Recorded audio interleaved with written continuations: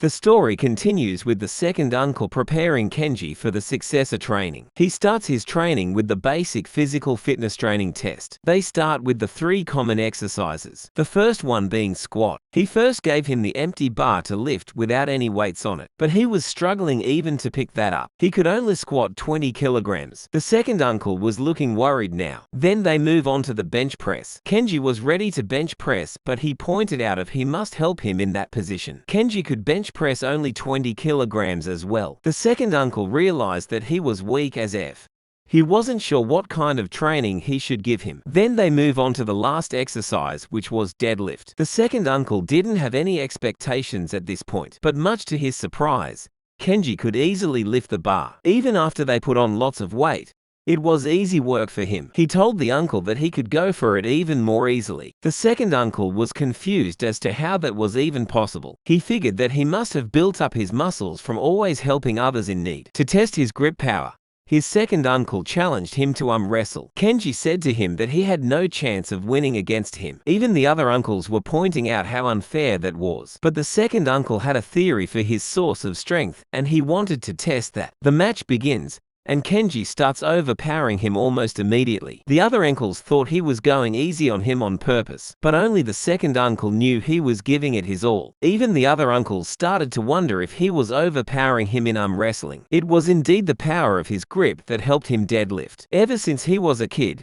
he has always given all of them body massages for 10 years now. During this time, his muscles grew, and he acquired a monstrous grip. The second uncle was proud of him, but he wasn't going to let him win easily, and he went all out. But even then, Kenji wasn't even budging. The second uncle lost eventually. He was sure that if he guided him to use his power, he could become the strongest person in the school. Even unifying a whole territory wouldn't be impossible. This was the first time he saw the Fire Bear Gang's image in him. The second uncle asked him to lie beside him and told him that he had the potential to become way stronger. But Kenji didn't believe him and thought that he let him win on purpose. The second uncle assured him that he'd train him in a way that he never lose to anyone again. And to do that, they'd need to start the closed-door training. During this training, contact from the outside world was prohibited. Kenji was hesitant at first, but the second uncle told him that if he wanted to protect what he loved, he needed to make this sacrifice. If he did that,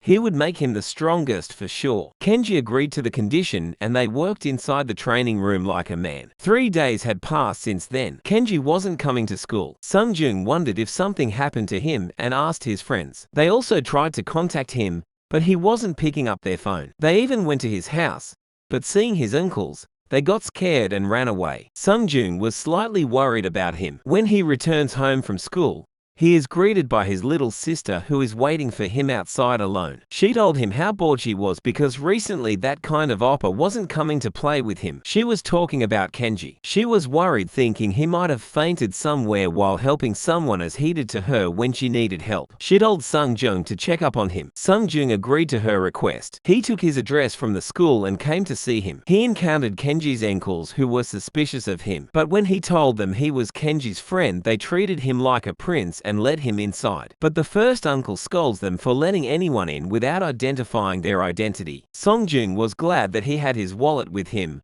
Otherwise, things could have been horrifying for him. The second asked about the purpose of his coming there. Songjung replied that he was worried about Kenji as he didn't come to school or accept their calls. The first uncle sees the judo club bag that he had and calls for the second uncle. When the second uncle saw him, he immediately recognized him. The second uncle reminded the first uncle that he was close to Lee Do Park, the guy he was going to introduce to him. They had a meal together once due to their mutual friend. They take him to the training room. Songjung was surprised to see Kenji training instead of attending school. The second uncle asked Songjung to spar with him, but Songjung thought that he was being unreasonable. There was no way Kenji was going to defeat him in judo, and there was a huge gap in strength too. But the second uncle advised him to watch closely, as what he was doing wasn't judo. Kenji grabbed the third uncle by the collar. Songjung points out that his positioning was wrong. He wasn't using his left arm, but only his right arm. There was no way he could do that without both of his arms. But much to his surprise,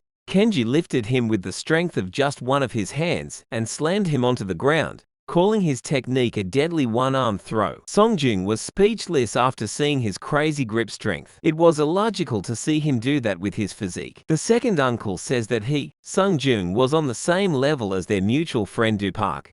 He could be considered one of the top few in the country. Kenji wasn't looking for any gold medal.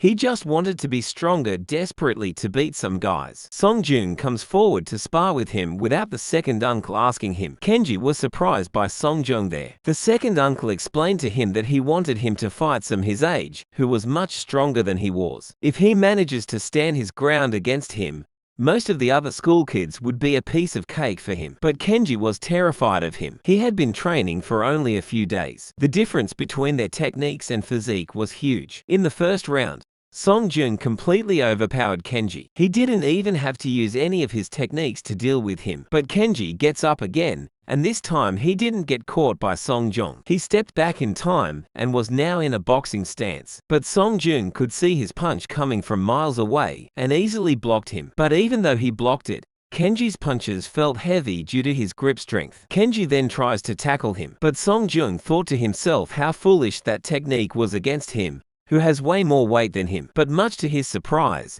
Kenji wasn't trying to tackle him. He started pinching him with his crazy grip strength. He started crushing his thighs. The pain was unbearable, so Songjung fought back but missed. Songjung didn't expect him to use an underhand trick like that. The third uncle gets angry at the second uncle for teaching him such a cowardly technique. He told him that he wasn't just pinching Songjung, but causing huge damage to his muscle with his monstrous grip. It was a different kind of acupressure. Songjung couldn't use his leg for a moment. Kenji attacked him again, which Songjung easily blocked. He asked him if wanted to take him on, but at this point, Kenji wasn't even listening to him. Kenji attacked Songjung while he was talking. He punched him in the neck, which pissed him off. Seong asked him if he was targeting his Adam's apple. Kenji apologized to him and explained to him that he couldn't reach his chin because he was too tall for him. But it was too late. Songjung calls his moves cowardly and is ready to take him on for real this time. A few moments later, we see that they both were out of breath and Kenji was on the ground. Songjung asks him why he lost to someone like Shin Jeong when he was this strong. The second uncle informed him that he never got into a fight and always avoided it cowardly. He used to get scared even before the fight started. That's why he needed to fight someone strong like Songjung to get rid of that mindset. The second uncle expressed his gratitude and guided him to the dinner table. After he is gone,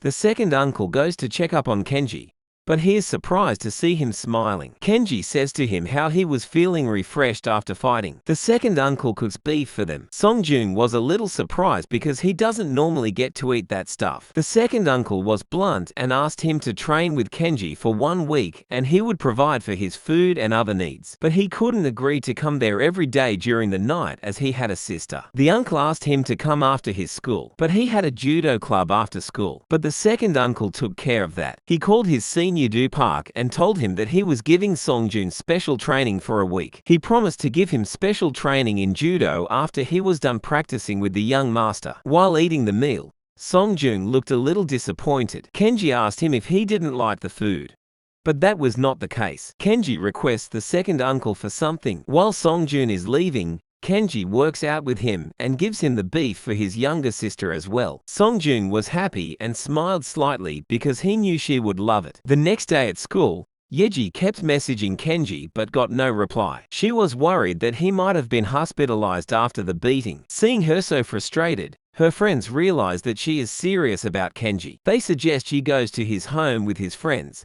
That way it wouldn't be awkward. She calls him a genius for it, but then realizes that she didn't even tell them about Kenji, and asks them how they knew. But it was so obvious that it wouldn't take a genius to figure out what was going on. But when she goes to ask his friends, they deny it. It was because they were busy pushing their rank in an online game. The smart one was on silver, and the dumb one was on bronze. But Yeji trampled on their ego when she told them that she was on the platinum level. This turned on their rage button. She even told them her ID, which was Princess Yeji. They were baffled to see that she wasn't lying. After she couldn't pursue them with her, she was feeling down. But then she sees Songjung and asked him to go with her. He agrees to go with her. She thanked him for doing so, to which Songjung replied that he was going to Kenji's house too. She freaked out as she hadn't even mentioned his name yet. Songjung informed her that everyone knew about it at this point. She started flustering hearing that. A senior sees them together and asks his friend if it is her sister is with Songjung. This guy was the mutual friend that the second uncle was talking about, the leader of the judo club, Lee Do Park. He replied that it was okay if she was with him because he trusted him. On the other hand, Shin Jeong and his friend went to a jewelry shop to sell the ring. They were wearing suits so that they looked adult, but there was no one in the shop and it was empty. Only one bald guy was sitting behind the desk. Shin asked his friend if something was wrong,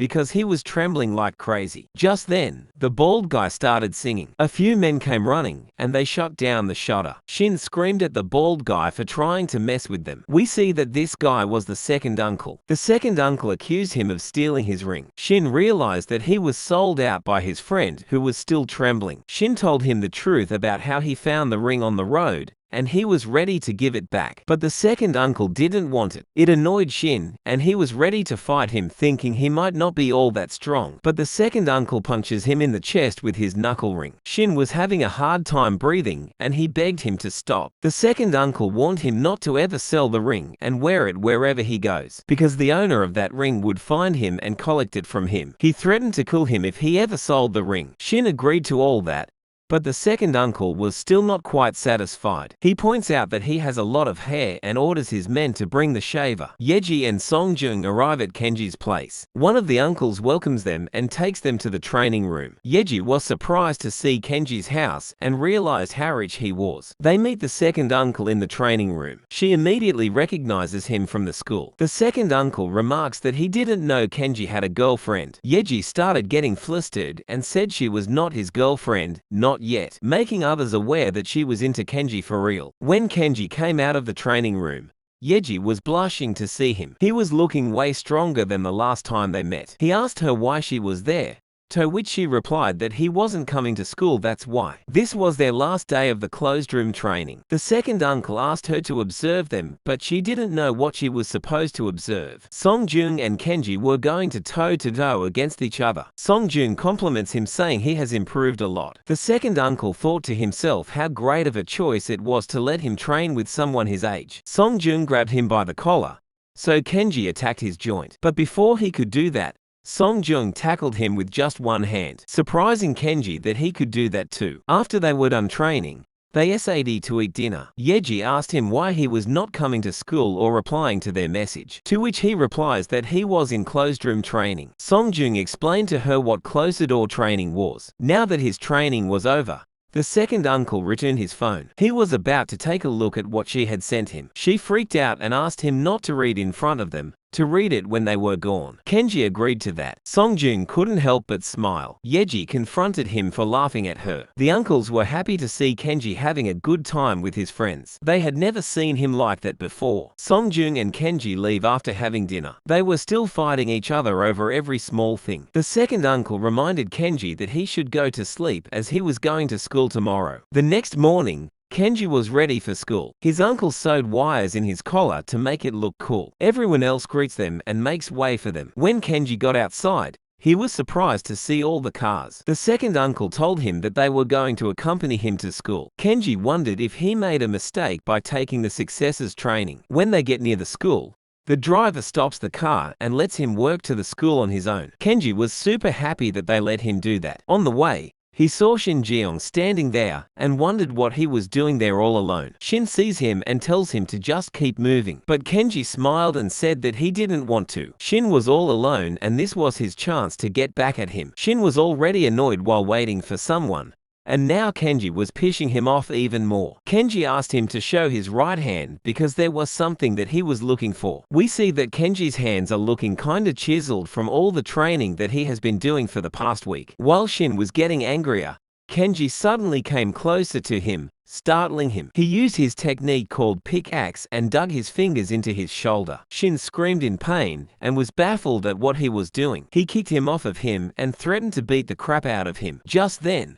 he saw something shining in the dark. It was the second uncle, who signaled to him that he was going to die. At first, Shin didn't understand why he was there. Then after thinking about it for a minute, things started to make sense to him. The guy who threw a rock at him was none other than Kenji, and the owner of the ring was also him, meaning all of the humiliation that he was getting was because of Kenji. He couldn't control his anger after deducing it. He screamed his lungs out and charged at him while screaming he was going to kill him. But Kenji caught his punch. He remembered what the second uncle had instructed him, how he should use his unbelievably strong grip strength, because once the opponent is caught, he'd feel hell. Kenji crushed his fist like a potato. Shin didn't understand what was going on. He wondered if he was the same loser Kenji that he knew. But even if his grip was strong, there were still limitations to what he could do, and Shin knew this. He started punching him, and all Kenji did was block it, even though it hurt. But this was nothing compared to Songjong's punches. Just then, Shin looked at the second uncle and remembered what he had instructed him. While trimming his hair, he had ordered him to get beaten by the owner of the ring and let him take the ring away, but make it look natural. Shin blamed his friend for selling him out, but the second uncle informed him that he tried to cover for him, and the result was him getting his hair trimmed down as well. Not only, but he also lost his eyebrows when he tried to run away and got caught. Kenji asked him if he was going overboard as they were just students, but the second uncle didn't care if they were just students and threatened to hunt him down if he tried anything funny. Shin Jeongcheol swallowed his pride and accepted every condition. Now in the present time, Shin couldn't believe he was going to get beaten by a loser like him. His pride won't allow this to happen, but he knows he's dead if he hits Kenji even once. He stopped his punch midway and brought his face forward to let him hit. Kenji punched him hard, to the point his nose started bleeding. But Kenji didn't understand why he did that and asked him while giving him a hand. Shin wondered why he was being friendly all of a sudden. But he wasn't being friendly. He just wanted the ring. He used his pickaxe technique on him again and took away the ring from him. He couldn't believe he finally did it. His uncles came out of the shadows to congratulate him. Kenji asked them what they were doing there, to which they replied that they just got there. Shin didn't understand what was going on, why he was calling them uncle and they were calling him young master. After all of this, the second uncle asked him to get in the car again. He told them that he was almost at the school, but they insisted that they had to drop him off in front of the gate. Kenji had thought he avoided it, but it was inevitable. Kenji's friend and the other students in the school were wondering why there were so many black cars in front of their school. His friend imagined they were some kind of gangster. Even the teachers were wondering who it was, but the head teacher already knew what was coming next. It was hella embarrassing for Kenji, but he didn't care at this point and just wanted to get this over with. All the gangsters get out of their cars and line up in front of the car to welcome their young master. Yeji also sees this and wonders if this is what she thinks it is. His friends also recognize one of the uncles from Kenji's house. Kenji got out of the car. All the gangsters bow before him and wish him a good day at the school. It was an emotional moment for the uncles because after 17 long years, they were finally able to drop him off at school. The friends of Yeji started interrogating her if she knew about it, and that's why she liked him, because being bullied was no longer sufficient for him, so she wanted to be a gangster. But Yeji was baffled and dumbfounded as well. The dumb friend asked the other friend if he knows that Kenji is the young master of those gangsters, but it was his first time seeing that too. Even his best friend had no idea. Kenji meets with Songjung on the way, who points out his flashy entrance. Kenji told him how embarrassed he was feeling. Songjung also commented on his weird work and asked him to do it properly. He was persistent in doing it. Lee Yiji's friend asked her not to just stand there dozing off and to get and hit on her. She calls for them and proposes to work together with them. Kenji's friends were also surprised to see him being this close to those two. The demo guy asks if he really didn't know. He didn't know because he hadn't been friends with him for that long.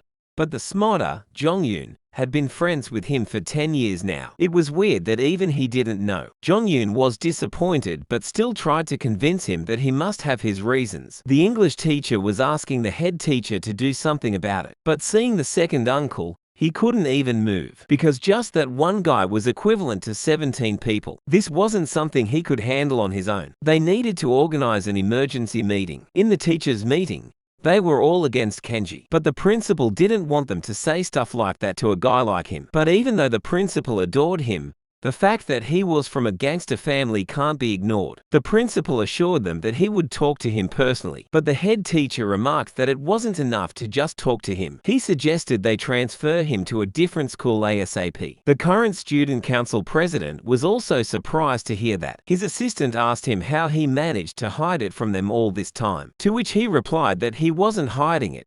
He was genuinely kind to others, although he didn't have any ill intentions toward Kenji.